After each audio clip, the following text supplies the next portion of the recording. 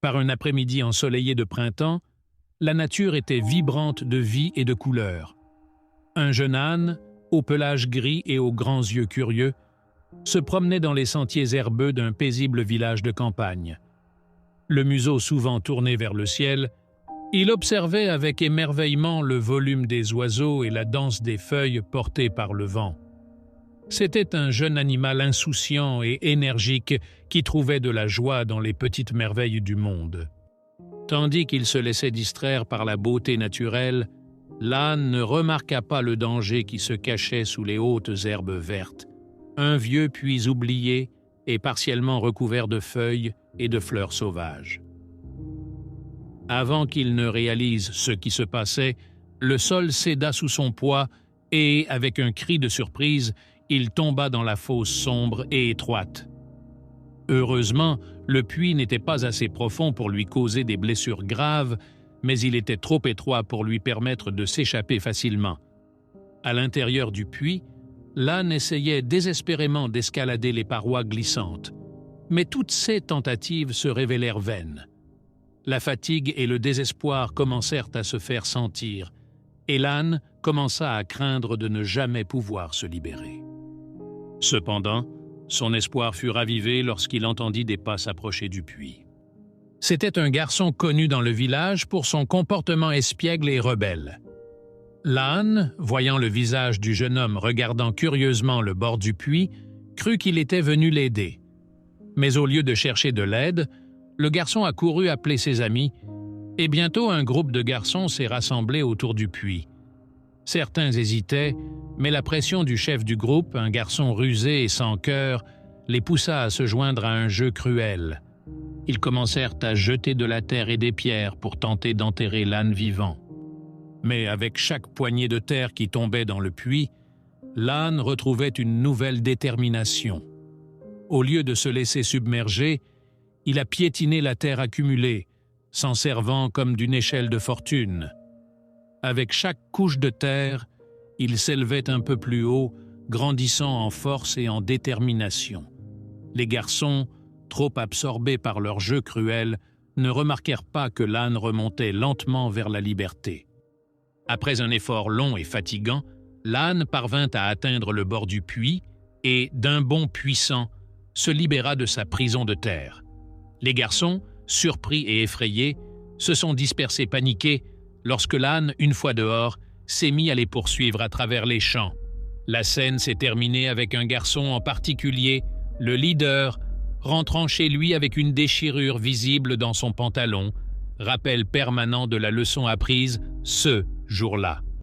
Cette histoire touchante de l'âne dans le puits nous enseigne des leçons fondamentales qui peuvent être appliquées non seulement en temps de crise, mais dans tous les aspects de notre vie quotidienne. Chaque élément du récit symbolise une vérité profonde sur le comportement humain et notre capacité à affronter et à surmonter l'adversité.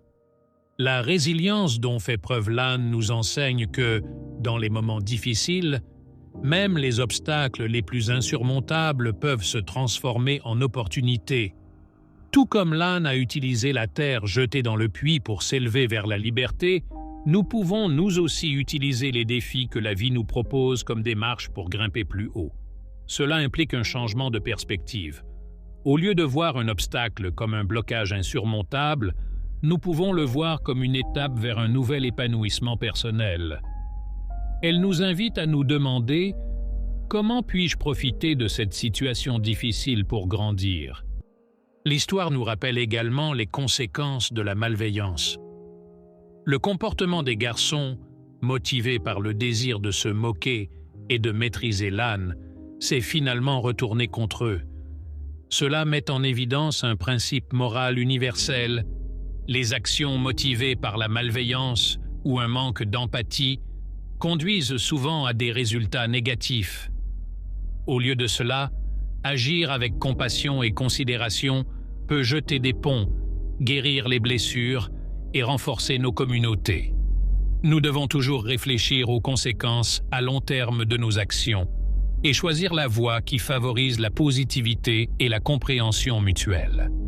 Enfin, le courage moral de résister à la pression du groupe et de choisir de faire ce qui est juste, même lorsque cela est difficile, est peut-être la leçon la plus cruciale de toutes.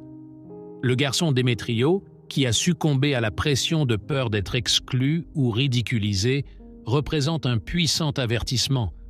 Cela nous met au défi d'évaluer nos choix et d'agir selon nos principes, plutôt que de suivre aveuglément le groupe. Ce type de courage n'est pas seulement la capacité de dire « non » aux autres, mais aussi la force de dire « oui » à nos valeurs les plus profondes. Ces leçons nous enrichissent, nous mettent au défi de réfléchir sur nous-mêmes et sur nos interactions avec les autres.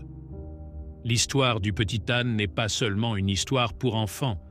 C'est un puissant rappel de la capacité humaine de croissance, de guérison et de transformation. Nous pouvons prendre ces enseignements et les appliquer chaque jour, en faisant des choix qui reflètent non seulement ce qui est facile, mais aussi ce qui est juste et bon. En écoutant et en apprenant de ces histoires, nous pouvons espérer devenir non seulement des survivants, mais aussi des agents de changement dans notre monde. J'invite chacun de vous à porter ces leçons dans votre cœur et à réfléchir à la manière dont elles peuvent être appliquées dans votre vie. Discutez-en avec vos amis et votre famille, partagez vos expériences et ensemble, nous pourrons bâtir une communauté plus résiliente, compatissante et courageuse.